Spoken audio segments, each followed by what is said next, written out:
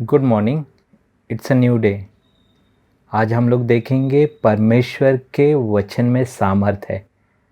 सचमुच प्रभु का वचन सचमुच सामर्थ्यवान है और जो भी कोई उसके ऊपर विश्वास रखता है वो सचमुच उसके जीवन में बहुत से चमत्कार होते हैं। मैं आपको एक स्टोरी बताना चाहता हूँ। दो दोस्त थे, दोनों भी सोल्जर थे और उसमें से एक जो प्रभु यीशु को जानने वाला था और दूसरा जो उसको नहीं नहीं पता था परमेश्वर के बारे में। और जो प्रभु यीशु को जानने वाला था वो हमेशा उसको प्रभु यीशु के बारे में बताता है, उसके वचन के बारे में बताता है, उसके टेस्टिमनी बताता है और प्रभु ने उसके जीवन में क्या क्या कार्य किए हैं वो हर एक चीज़ उसको बताता है।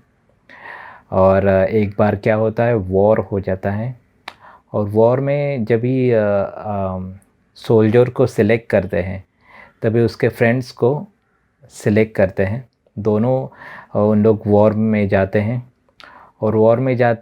और जो प्रभु यीशु को नहीं जानता था उसको क्या हो जाते हैं, उसको गोली लगती है और वो गोली लगती है और वो अभी उसका जीवन वहाँ पे ही समाप्त होने वाला था। और वो जब भी वो सोया रहता है, उसको गोली लगी है, तो वो टाइम पे उसको हर एक चीज़ उसको याद आती है।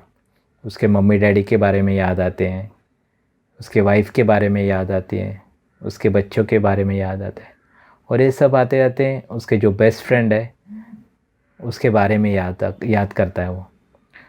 और उसके बेस्ट फ्रेंड के बारे में जब भी याद करता है तो वो टाइम पे उसको एक वचन याद आता है जो उसका फ्रेंड हमेशा उसको बताता रहता है कि परमेश्वर तुझसे प्यार करता है और परमेश्वर को तू जब भी पुकारेगा परमेश्वर तुझे आंसर करेगा।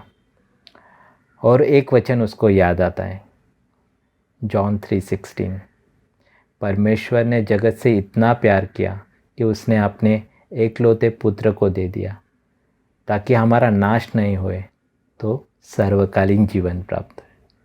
तो ये वचन उसके मन में बार बार आ रहा था, बार बार वो उसके बारे में सोच रहा था और वो बार बार वो बोल भी रहा था कि परमेश्वर ने जगत से इतना प्यार किया कि उसने अपने एकलौते पुत्र को दे दिया, प्रभु यीशु को, और जो भी कोई उसके ऊपर विश्वास रखेगा उसका नाश नहीं तो सर्वकालीन जीवन।